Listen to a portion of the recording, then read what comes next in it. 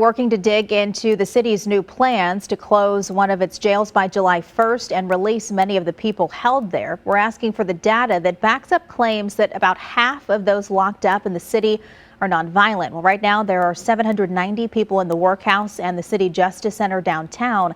The workhouse facility is targeted for closure. News 4's Caroline Hecker is watching out for you tonight, finding the data given seems to paint a different picture than what we've uncovered while looking at one list of detainees. Some detainees currently being held at the workhouse and the City Justice Center could soon be going home, as the city's new administration works to get them back in front of a judge. When we spoke with the city on Monday, they said about half of the detainees at both facilities are charged with nonviolent offenses. Most of them, the city says, have had bond denied or bond set higher than they can afford. Our goal is to get as many as possible home and then house the remainder at CJC.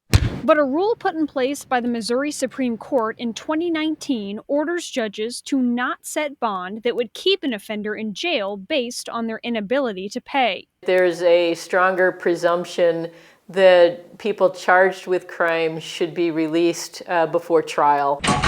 But if they're not, Petreska says there's a reason for that. They're likely a threat to public safety or a flight risk. The city says it wants to see nonviolent offenders have their bonds revisited or reduced. What, from a public safety perspective, is the administration's stance in keeping everybody safe?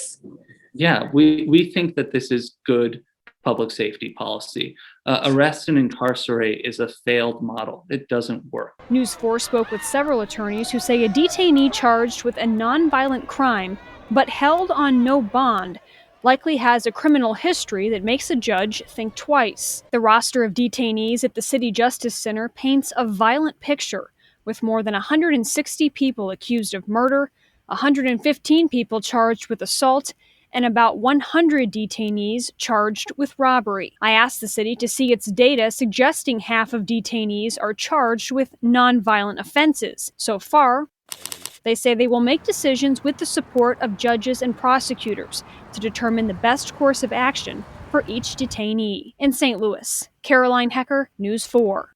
So where's the data? The city tells Caroline they'll go get back to us with a clarification, which again, they say shows a significant number of those detainees are nonviolent.